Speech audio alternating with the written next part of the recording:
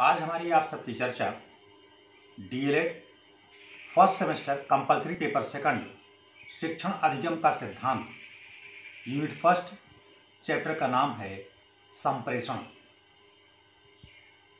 की चर्चा होगी। संप्रेषण का अर्थ आइए पहले इस पर हम चर्चा करते हैं। संप्रेषण को अंग्रेजी में कम्युनिकेशन, अंग्रेजी का कम्युनिकेशन शब्द का हिंदी रूपांतरण संप्रेषण है।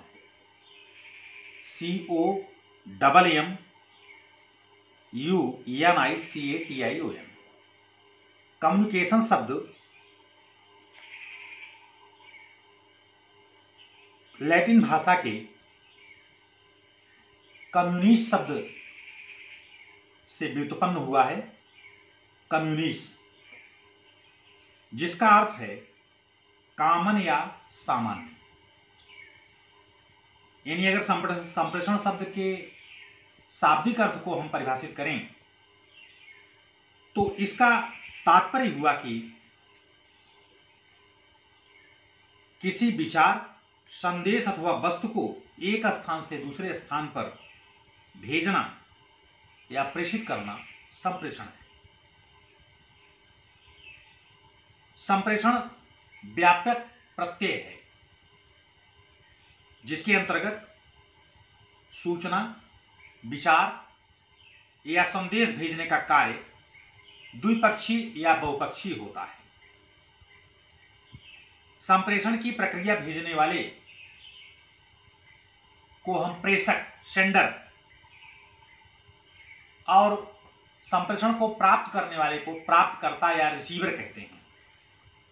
यानी प्रेषक और प्राप्तकर्ता के मध्य यह क्रिया चलती है और दोनों समान रूप से इस प्रक्रिया की सफलता के लिए उत्तरदायी होते हैं। अर्थात यानी प्रेषक भी और प्राप्तकर्ता भी। संप्रेषण की प्रक्रिया में दो या दो से अधिक व्यक्ति अपने भावों, विचारों एवं संदेशों का आदान प्रदान करते हैं। अर्थात हम कह सकते हैं संप्रेषण प्रेषण करने की, कामा अपनी बात दूसरों तक पहुंचाने की, कामा दूसरों की बातें सुनने की, कामा विचार विनिमय करने की, कामा आवृत्तियों, कामा संवेदनाओं, कामा विचारों तथा सूचनाओं एवं ज्ञान के विनिमय करने की प्रक्रिया है। संप्रेषण की परिभाषा पर हम आइए चर्चा करते हैं।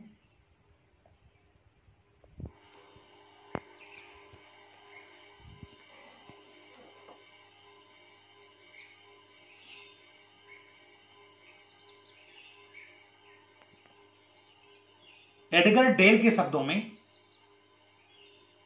संप्रेषण विचार विनिमय की मनोदशा में विचारों तथा भावनाओं को परस्पर जानने तथा समझने की प्रक्रिया है। Communication is the sharing of ideas and feelings in a mood of mutuality, according Edgar Dale, EDGARDALE, Edgar del.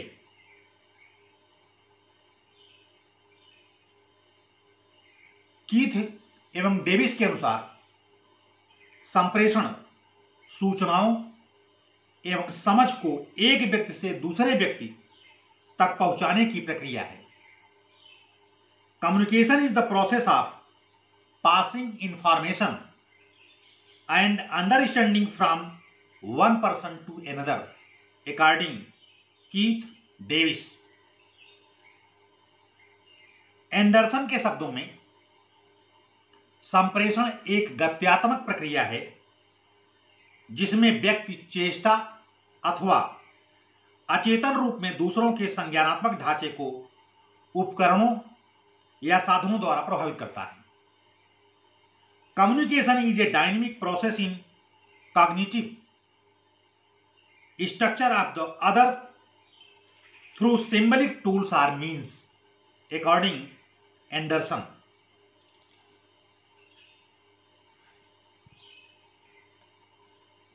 संप्रेषण की विशेषताएं या संप्रेषण की प्रकृति, चाहे विशेषता पूछा जाए या प्रकृति, दोनों एक ही चीज है, दोनों का जवाब एक ही देना है। संप्रेषण की विशेषताएं अथवा संप्रेषण की प्रकृति। इसकी प्रकृति एवं विशेषताएं निम्न है। नंबर 1, संप्रेषण एक उद्देश्यपूर्ण प्रक्रिया है। नंबर 2, संप्रेषण पारस्परिक समन्वय स्थापित करने की प्रक्रिया है। नंबर 3, संप्रेषण में विचार विमर्श एवं विचार विनिमय पर विशेष ध्यान दिया जाता है। नंबर 4, प्रभावशाली संप्रेषण उत्तम शिक्षण का आवश्यक पक्ष है। नंबर 5, संप्रेषण प्रक्रिया के द्वारा सामाजिक एवं मानवीय वातावरण का भली भांति संचालन होता है। नंबर 6, संप्रेषण में सामाजिक एवं मनोवैज्ञानिक पक्ष जैसे भावनाएं, विचार, संवेग, सूचनाएं एवं संवेदनाएं सम्मिलित होती हैं। नंबर 7, संप्रेषण गत्यात्मक प्रक्रिया है, डायनेमिक प्रोसेस जिसको कहते हैं। नंबर 8, संप्रेषण की प्रक्रिया में परस्पर अंतःक्रिया होती है, अतः पृष्ठपोषण होना भी आवश्यक है।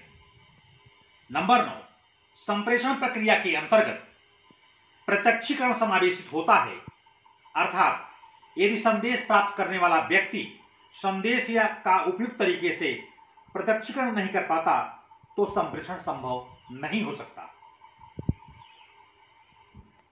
नंबर 10, संप्रेषण के मुख्य कार्य सूचना प्रदान करना, संदेश प्रेषित करना, समन्वय स्थापित करना एवं परस्पर विश्वास जागृत करना है। नंबर 11, सूचनाएं वस्तुनिष्ठ होती हैं, जबकि संप्रेषण में व्यक्तियों के व्यक्तिगत प्रत्यक्षीकरण की महत्वपूर्ण भूमिका होती है, अतः संप्रेषण और सूचनाओं में अंतर होता है। संप्रेषण प्रक्रिया, अगला पॉइंट है, संप्रेषण प्रक्रिया द्विपक्षीय होती है, अर्थात इसमें दो पक्ष होते हैं, एक संदेश देने वाला जिसको हम प्रेषक कहते हैं और दूसरा संदेश ग्रहण करने वाला जिसे हम रिसीवर या प्राप्तकर्ता कहते हैं। यानी इसमें सेंडर और रिसीवर दो होते हैं, इसीलिए इसे टू वेज प्रोसेस, द्विवाही प्रक्रिया भी कहते हैं।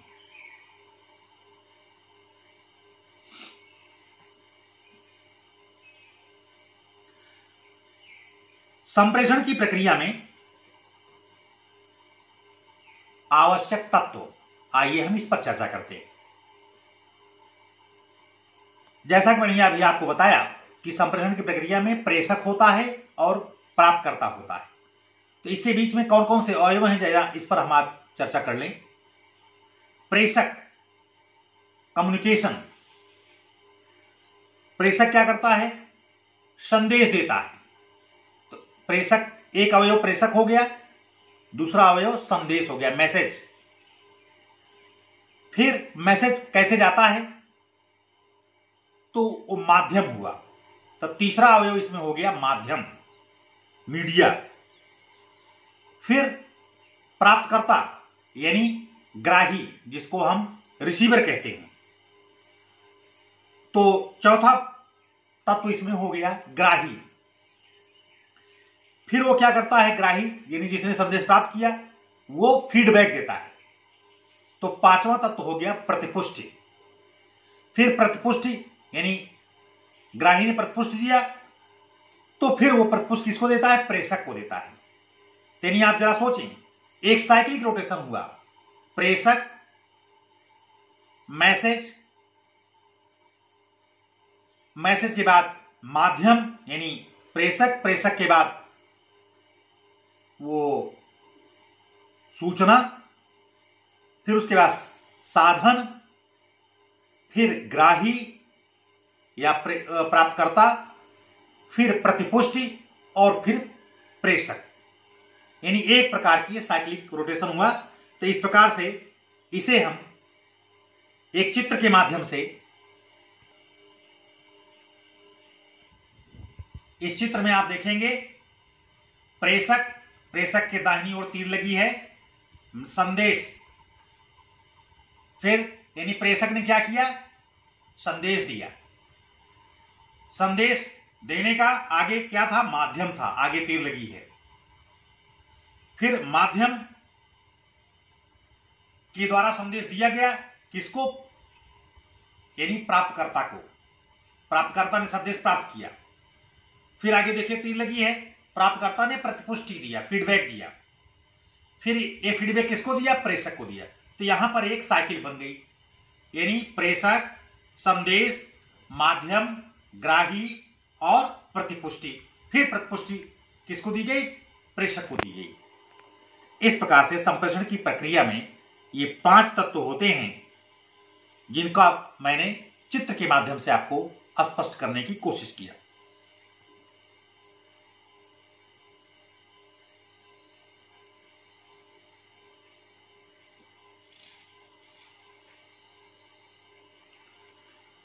संप्रेषण के सिद्धांत।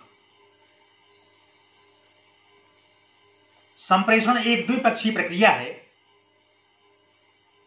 इसकी प्रभावशीलता हेतु निम्नलिखित सिद्धांतों का अनुसरण होना आवश्यक है।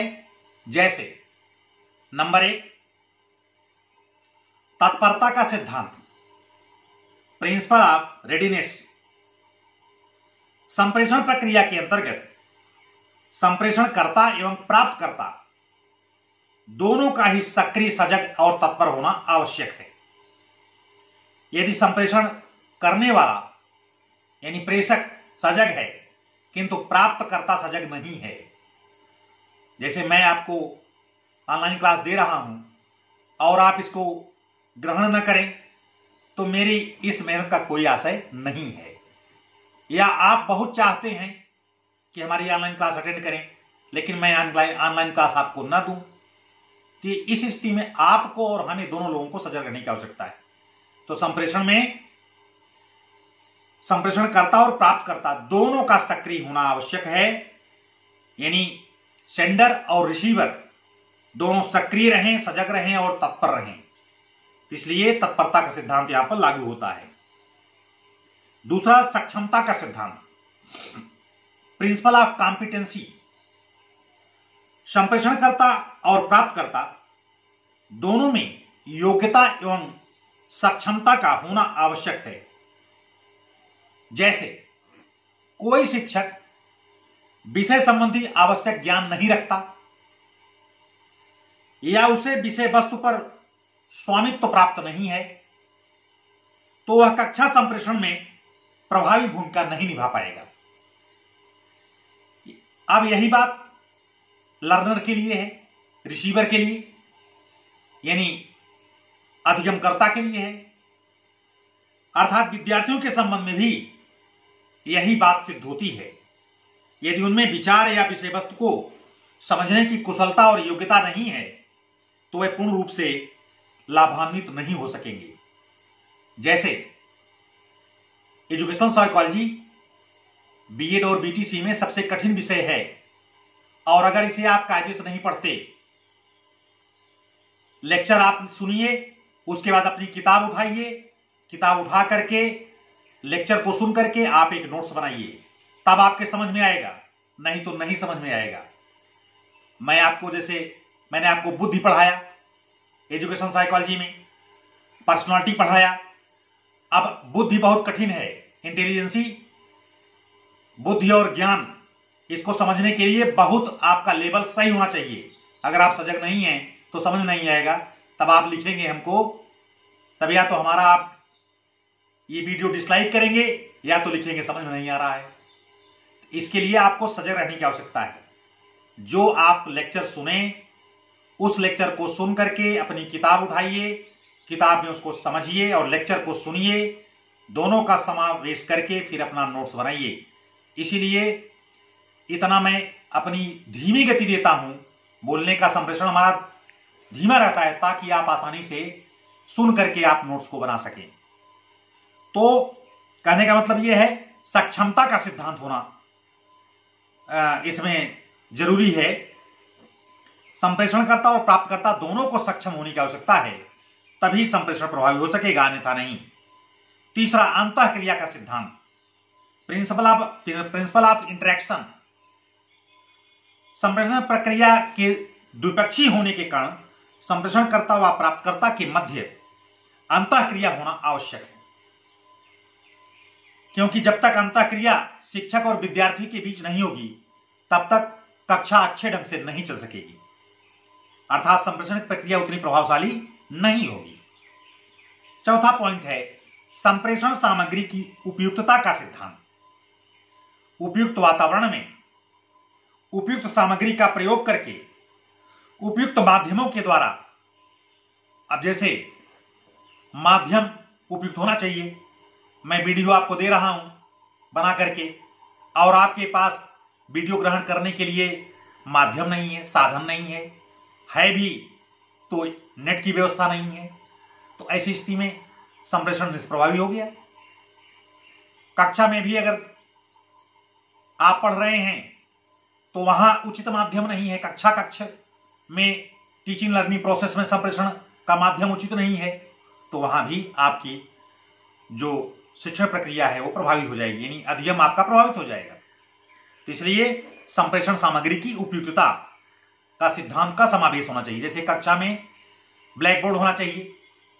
अब आप कहेंगे यहां ब्लैक बोर्ड क्यों नहीं है? तो चूंकि लॉकडाउन है, पूरा देश इस समय बंद है, सारे विद्यालय बंद हैं, विद्यालय की कक्षाएं बंद हैं और हम लोग अपने घर से वीडियो बना करके आपको भेज रहे हैं। अब आप हमसे कहें ब्लैक बोर्ड मांगिए, तो ब्लैक बोर्ड हम कहां से ले आएंगे? तो यानी संप्रेषण का, इसलिए इस बात को ध्यान में रख करके हम आपको क्लास देते हैं कि बिना ब्लैक बोर्ड के भी आप आसानी से इसको पढ़ सकें। हम लोगों ने एमएससी मैथ का, जब एमएससी में मैथमेटिक्स की क्लास हम लोग लेते थे या बीएससी में क्लास लेते थे मैथमेटिक्स की, तो कभी कभी आपको विश्वास नहीं होगा, 3 डायमेंशन 3D मैथमेटिक्स जब पढ़ना होता था तो बिना ब्लैक बोर्ड के हमारे गुरुजी 3D पढ़ा दिया करते थे। तो पढ़ने पढ़ाने की योग्यता और क्षमता पर निर्भर करता है। तो संप्रेषण सामग्री की उपयुक्तता का सिद्धांत, यानी इसका साधन होना चाहिए उपयुक्त, और साधन के माध्यम से रिसीवर और सेंडर दोनों इसको उचित माध्यम का सहारा लेकर के संप्रेषण को प्रभावी बना सकते हैं। संप्रेषण माध्यम की उपयुक्तता का सिद्धांत,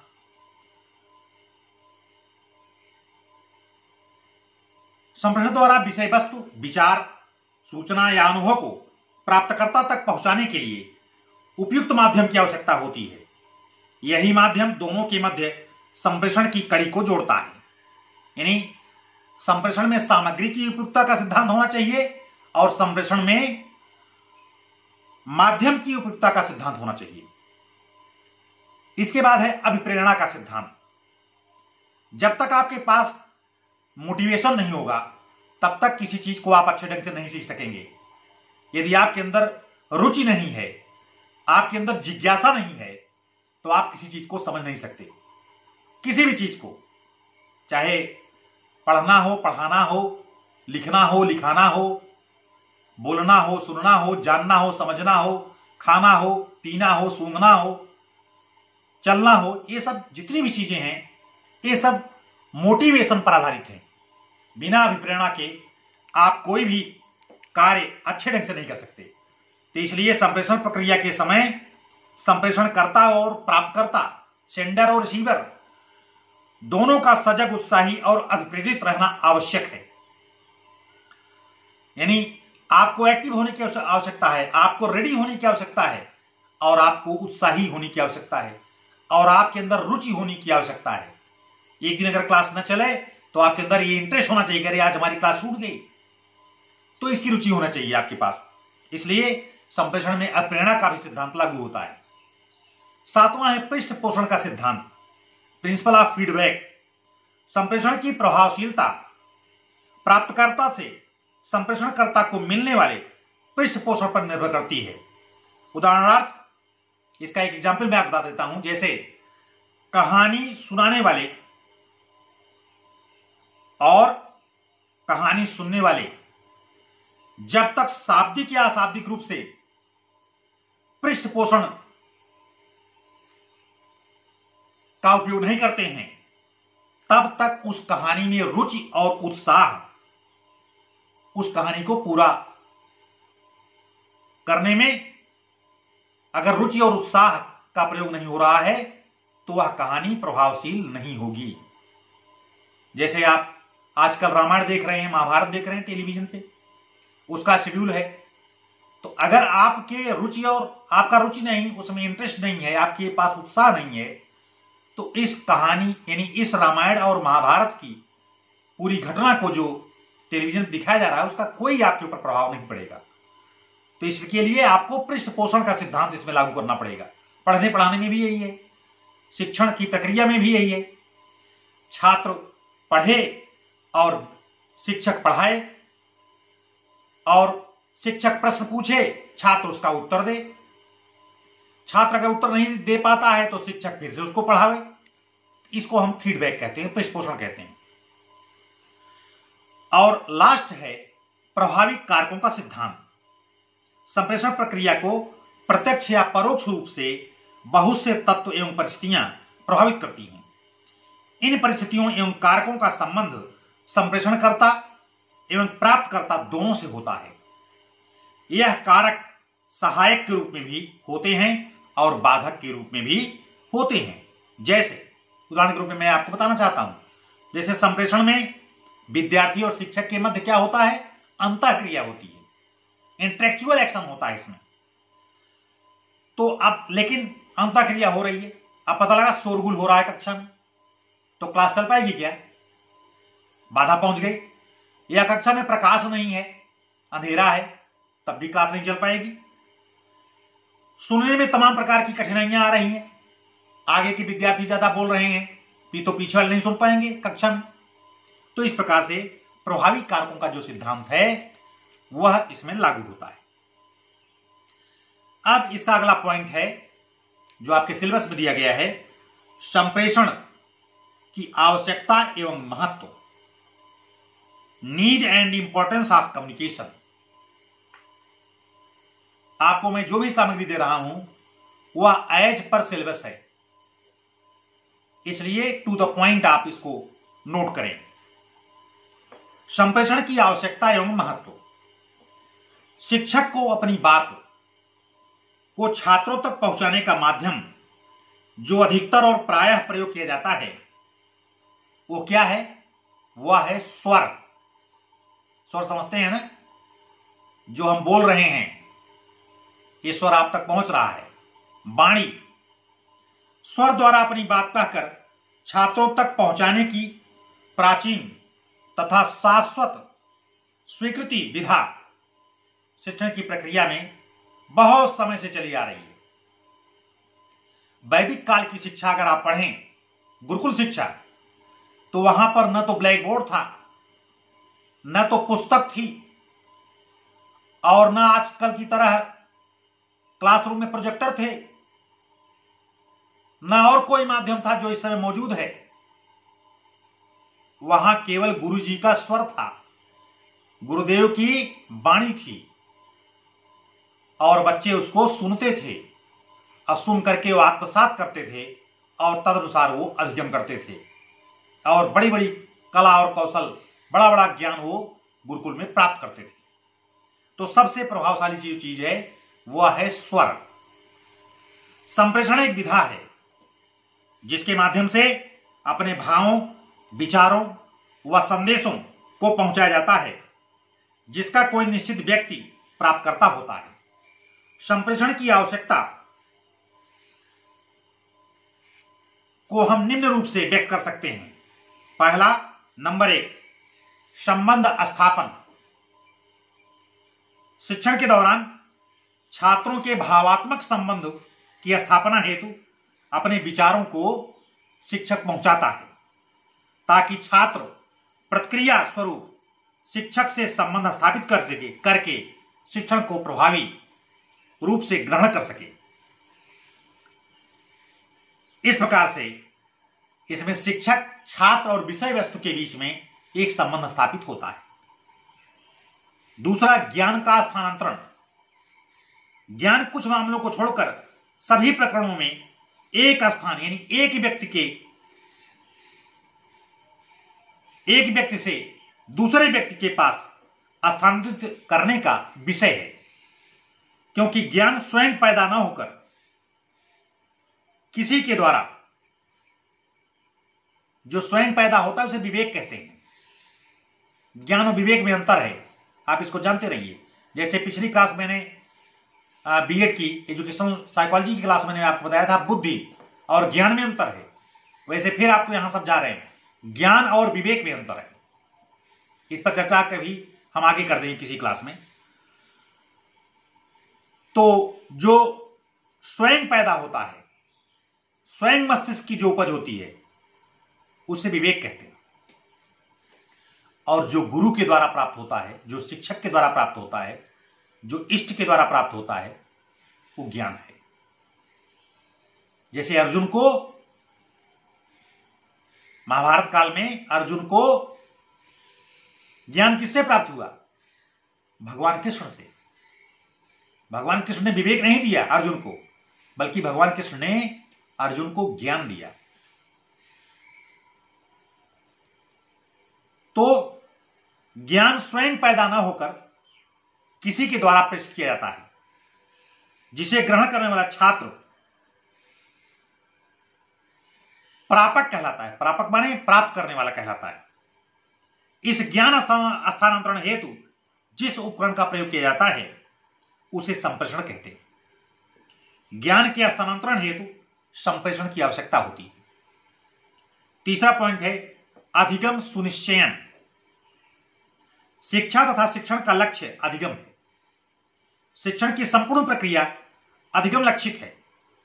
संप्रेषण के माध्यम से शिक्षक यह सुनिश्चित करता है कि जो पाठ्य वस्तु कक्षा संप्रेषित की गई उसको छात्र ने ग्रहण किया या नहीं। इस बात की जानकारी हेतु छात्र संप्रेषण के माध्यम से शिक्षक को अवगत कराता है। चौथा है प्रभावी अधिगम व प्रभावी शिक्षण। प्रभावी शिक्षण तथा अधिगम हेतु श्रेष्ठ संप्रेषण की आवश्यकता होती है। वही शिक्षण प्रभावी होता है जिसमें प्रेषण इतना प्रभावी होता है कि एक ही प्रयास में बालक अधिगम के लक्ष्यों को हासिल कर लेता है। पांचवा है बोध निश्चयन। शिक्षण द्वारा बोध हुआ या नहीं, इस अवधारणा का निश्चय संप्रेषण द्वारा होता है। जब छात्र शिक्षण द्वारा ग्रहण किए गए ज्ञान को बोध स्तर पर उतारकर अनुप्रयोग करता है तथा उसकी सूचना अपने शिक्षक को विभिन्न माध्यमों से संप्रेषित करता है, तो शिक्षक को ज्ञात हो जाता है कि संप्रेषण सफल रहा। छठा व्यवहार परिवर्तन। व्यवहार द्वारा व्यवहार परिवर्तन की सूचना देकर व्यवहार द्वारा व्यवहार परिवर्तन। देखिए मैंने आपको बताया पिछली कक्षाओं में अधिगम का क्या कार्य है, व्यवहार परिवर्तन। शिक्षण का क्या कार्य है, व्यवहार परिवर्तन। तो व्यवहार द्वारा व्यवहार परिवर्तन की सूचना देना संप्रेषण की आवश्यकता को रेखांकित करता है। संप्रेषण द्वारा शिक्षण छात्र के व्यवहार में अपेक्षित परिवर्तन लाने में सफल हो जाते हैं, तो समझ लीजिए कि संप्रेषण सार्थक हो गया। भाव का सुदृढ़ीकरण। सातवां पॉइंट, भाषा संप्रेषण का उपकरण है। लैंग्वेज जो है वो संप्रेषण का क्या है, मुख्य उपकरण है, ये मेन टूल है। लैंग्वेज, अब जैसे आप हिंदी समझते हैं और हिंदी हम आपको समझा रहे हैं, अभी जर्मन में भाषा शुरू हो जाए तो आपकी समझ नहीं आएगी अगर आप जर्मन नहीं जानते तो।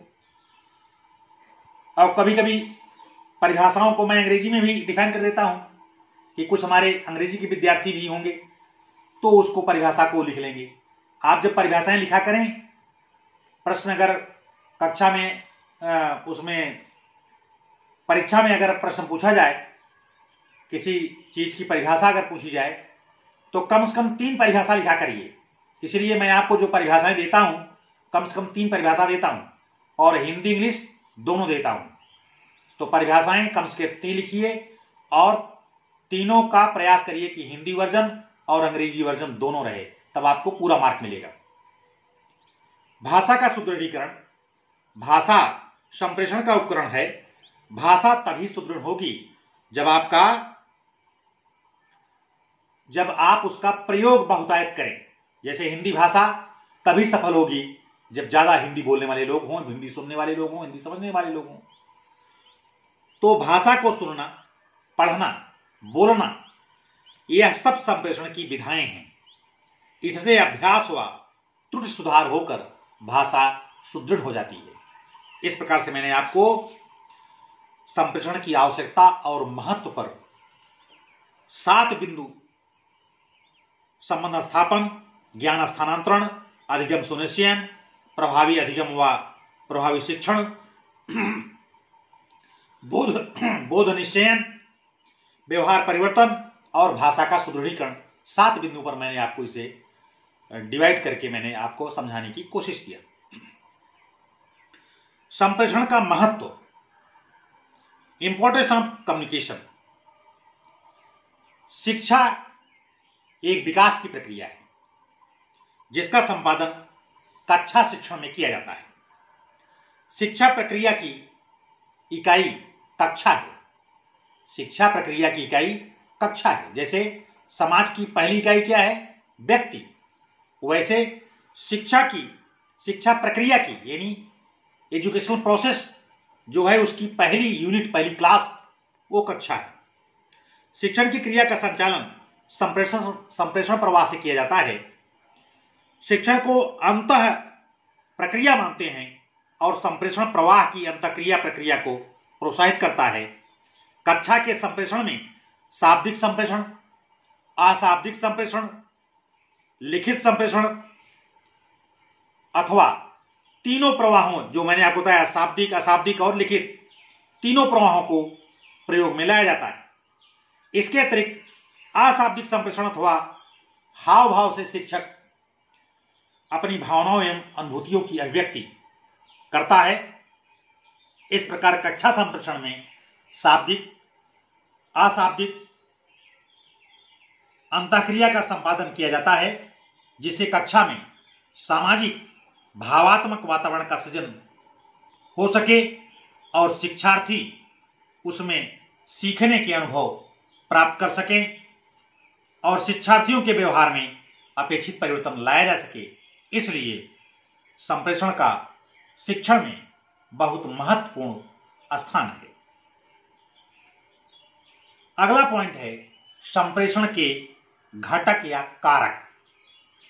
Components or factors of communication.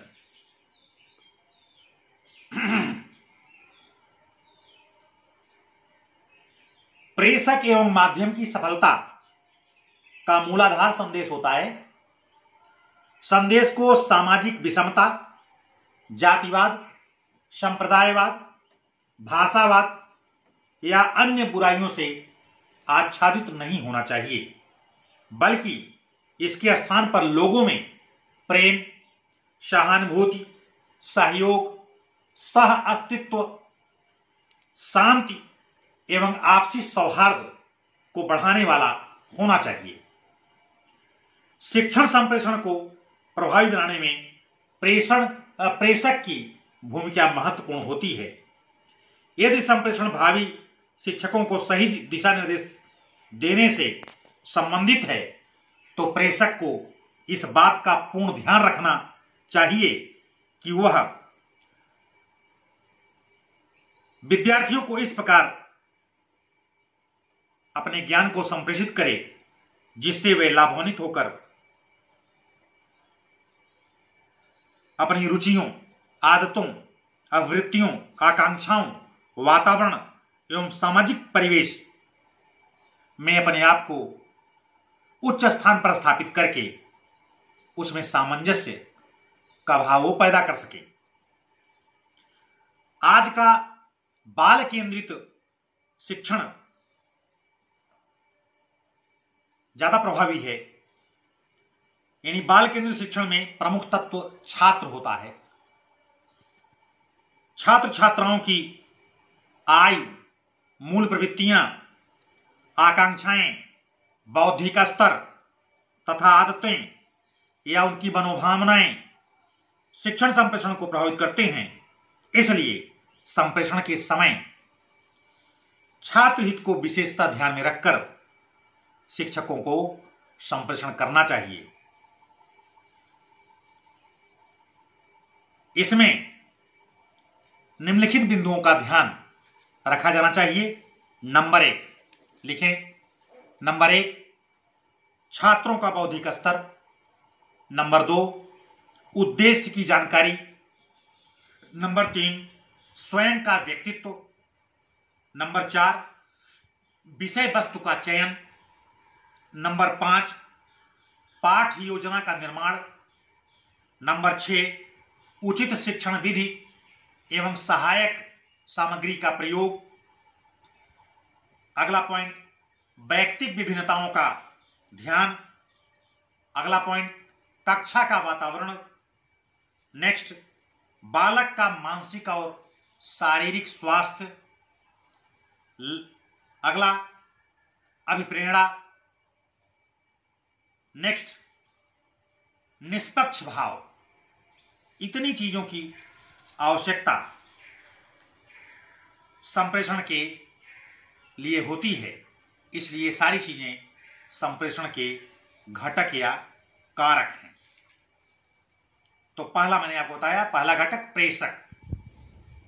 प्रेषक के अंतर्गत इतनी चीजों को मैंने बताया। दूसरा घटक है संदेश। संदेश से आशय पाठ्य वस्तु से है। प्रेषक ग्राही को जो कुछ भी सिखाना चाहता है, इस कार्य हेतु अपना जो अनुभव व ज्ञान वह शिक्षण के माध्यम से प्रेषित करता है, उसे संदेश कहते हैं। यदि एक व्यक्ति द्वारा दूसरे व्यक्ति को सूचना या जानकारी दी जाती है और दूसरा व्यक्ति समझ लेता है, तो यह संप्रेषण कहलाता है। तो इसलिए दूसरा कारक है वो है संदेश। तीसरा है माध्यम, मीडिया। माध्यम प्रेषक और प्रापक के बीच मेल करता है। इसके पहले मैंने आपको चित्र के माध्यम से समझाने की कोशिश किया, उसी को मैं डिफाइन कर दे रहा हूं, वही कारक है। चौथा ग्राही, अचीवर या रिसीवर।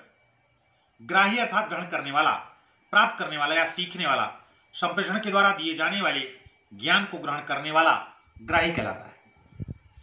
संप्रेषण के 3 प्रमुख घटक हैं, संप्रेषण, संदेश, ग्राही, और तीनों का आपस में अन्योन्याश्रित संबंध है। संप्रेषक नहीं है तो संप्रेषण नहीं होगा। संप्रेषक द्वारा कोई संदेश नहीं है तब संप्रेषण नहीं होगा।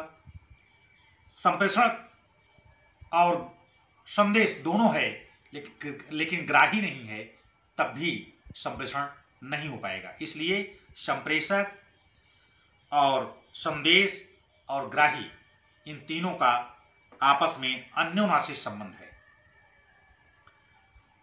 और इसी के साथ लगा हुआ है प्रतिपुष्टि। यानी प्रतिपुष्टि भी अगर नहीं आती है तो प्रभावशाली संप्रेषण नहीं माना जाता है। इसलिए प्रतिपुष्टि जो होती है वह भी जरूरी है। तो इस प्रकार से संप्रेषक, संदेश, ग्राही और प्रतिपुष्टि, ये इनके बीच में आपस में इनका संबंध जो है वो संप्रेषण की प्रभावशीलता को डिफाइन करता है। अगला पॉइंट है प्रतिपुष्टि। यानी अधिगम की प्रक्रिया में सीखने वाला व्यक्ति और सीखने वाले की उत्सुकता के बीच में पुनर्बलन या पृष्ठपोषण दिया जाता है, जिससे सीखने में तारतम्यता, क्रमबद्धता एवं ध्यान की एकाग्रता बनी रहे।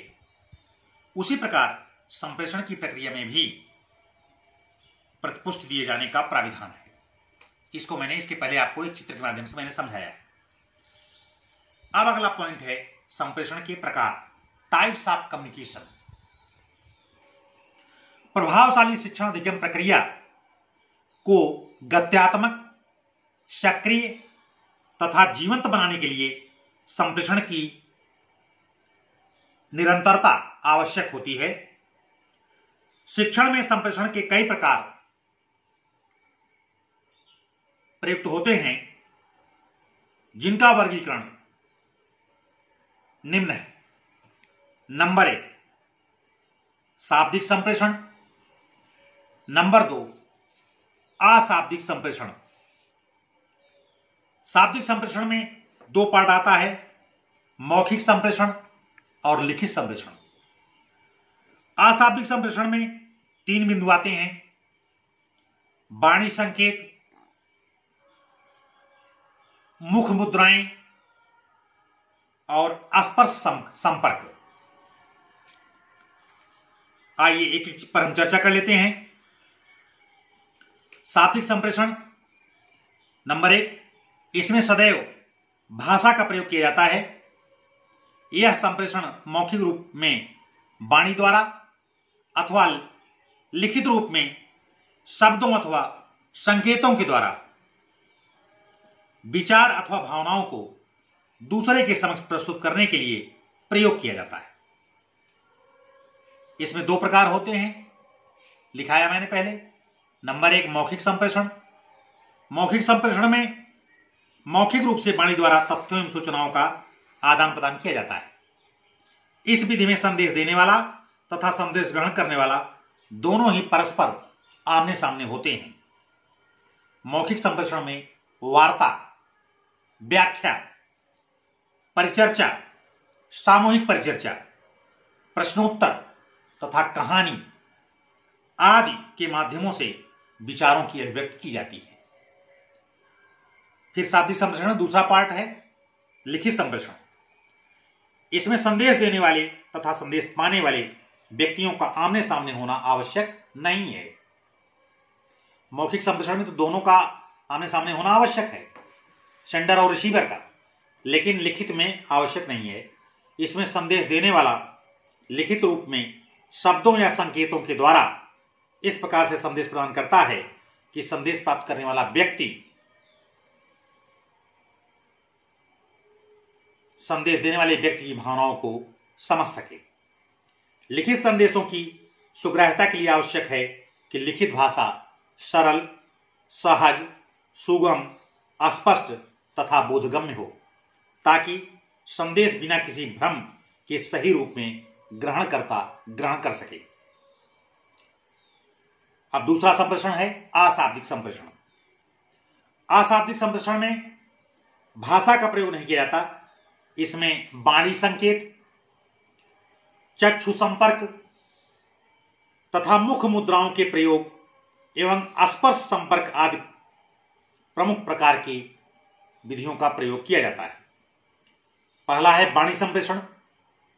वाणी संप्रेषण में विचारों तथा भावनाओं की अभिव्यक्ति व्यक्तिगत रूप से अथवा छोटे छोटे समूहों में आमने सामने रखकर वाणी द्वारा की जाती है। उदाहरण के लिए, जैसे हमारे आपके बीच मान लीजिए कोई वार्ता चल रही है, तो उसमें प्रयोग होता है यस, नो, हां, नहीं,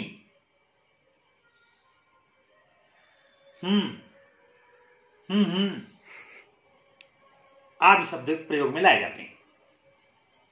या मुंह से मुस्कुरा करके या बहुत जोर से बोल देने से, चीख करके या ठहाके लगा करके आप वाणी संप्रेषण का प्रयोग कर सकते हैं। फिर दूसरा है अशाब्दिक संप्रेषण में चक्षु संपर्क एवं मुख मुद्राएं। व्यक्तिगत संप्रेषण में चक्षु संपर्क तथा मुख मुद्राओं का प्रदर्शन अत्यंत प्रभावशाली माना जाता है। कक्षा में चक्षु संपर्क, आई टू आई कांटेक्ट के द्वारा शिक्षक अपने छात्रों की मन स्थिति का सही अंदाजा लगाने में सफल होते हैं। संवेगात्मक स्थिति को यानी संवेगात्मक स्थिति की अभिव्यक्तियों में छात्रों की मुख मुद्राएं बहुत अहम भूमिका निभाती हैं। मुख मुद्राओं के माध्यम से प्रसन्नता, भय, क्रोध, शोक तथा आश्चर्य आदि का संप्रेषण सरलता से किया जाता है। गूंगे व्यक्तियों यानी बधिरों एवं गूंगे व्यक्तियों के लिए यह संप्रेषण अत्यंत उपयोगी होता है। इसके बाद लिखित अशाब्दिक संप्रेषण में स्पर्श संपर्क। स्पर्श संपर्क में स्पर्श को ही संप्रेषण का प्रमुख माध्यम बनाया गया है। स्पर्श के माध्यम से व्यक्ति अपनी भावनाओं एवं विचारों की अभिव्यक्ति करने में समर्थ होता है। हाथ मिलाते ही पता चल जाता है कि यह दोस्तों का हाथ है या दुश्मन का हाथ है। दिखावे के लिए प्रदर्शन है या प्रेम का प्रदर्शन है। मां के हाथ का एक स्पर्श, मां अपने शिशु को अपनी गोद में जब दुलारती है तो मां के हाथ का स्पर्श, उसके दुलारने का जो स्पर्श है, वह रोते हुए बच्चे को प्रसन्न कर देता है या उसको सुला देता है। प्रशंसा की एक शाबाशी, आप कहते हैं वाह, बहुत अच्छा, वेरी गुड, नाइस, सुपर, या बहुत सी भावनाएं, संवेदनाओं तथा विचारों की अभिव्यक्ति का यह एक महत्वपूर्ण साधन है। जैसे आप सपोज कर लें कि कोई विषम परिस्थिति आ गई तो वहां आश्चर्य में आप पड़ जाते हैं। पहले आप प्रसन्न थे लेकिन एकाएक परिस्थिति बदल गई, आपका भाव दुखित हो गया, मनोभाव आपका दुखमय हो गया। तो ये स्पर्श संपर्क का माध्यम है। दृष्टिहीन छात्रों के लिए तो स्पर्श एक बहुत बड़ा वरदान सिद्ध हुआ है। इस प्रकार से मैंने आपको संप्रेषण के प्रकार मैंने आपको बताया। अब इसमें लास्ट पॉइंट है इस चैप्टर का, वह है प्रभावी संप्रेषण के तरीके, टेक्निक्स ऑफ इफेक्टिव कम्युनिकेशन। संप्रेषण को प्रभावी बनाने के लिए निम्नलिखित तरीके अपनाए जाते हैं। नंबर 1, उचित स्वर व भावभंगिमा। वक्ता को यानी शिक्षक को पाठ्य सामग्री के प्रेषण में प्रभावी प्रेष्य स्वर का होना आवश्यक है। कक्षा के आकार के अनुसार स्वर का संयोजन व उच्चारण करना चाहिए ताकि कक्षा के सभी छात्र, उपस्थित जन आसानी से आपकी बात को सुन सके। संप्रेषण में अंग संचालन व भावभंगिमा का बहुत प्रभाव पड़ता है। जैसे संप्रेषण करते समय कोई हाथ चलाता है, कोई उंगली से इशारा करता है, तो ये सब जो भावभंगिमाएं हैं वो सब संप्रेषण को प्रभावी बनाती हैं। बहुत सी सूचना बिना बोले अंग संचालन व भावभंगिमा से ही वक्ता द्वारा प्रेषित कर दी जाती हैं, जिसे ग्राही बड़े आसानी से ग्रहण कर लेता है।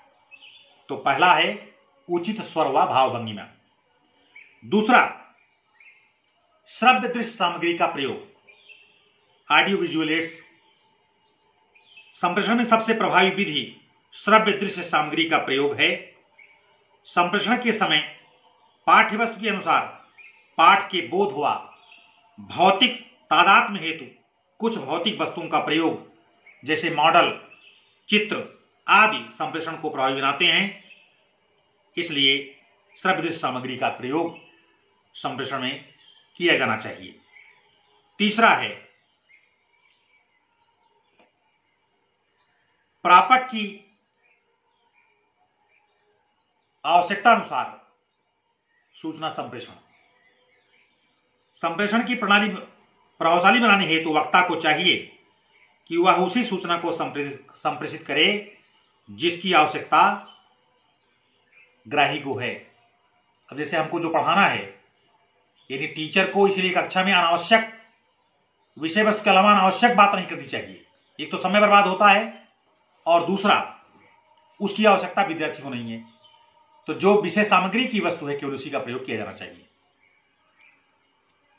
प्रापक की आवश्यकता को ध्यान में रखकर शिक्षण सामग्री का संयोजन करना चाहिए। जैसे तकनीकी व व्यावसायिक शिक्षा के संचालन में प्रापक की यानी ग्राही की आवश्यकता को ध्यान में रखकर ही संप्रेषण को प्रभावी बनाया जा सकता है।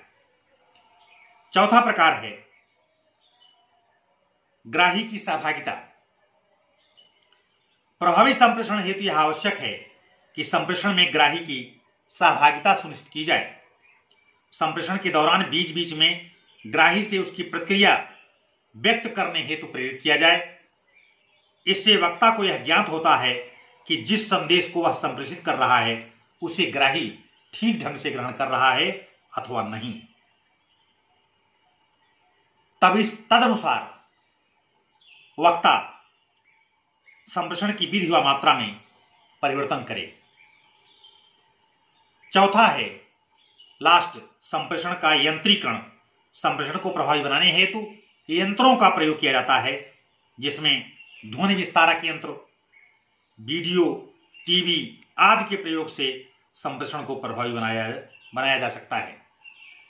इसमें वक्ता को संप्रेषण में तथा ग्राही को ग्रहण करने की उत्सुकता और रुचि बनी रहती है, जिससे संप्रेषण प्रभावी बना रहता है।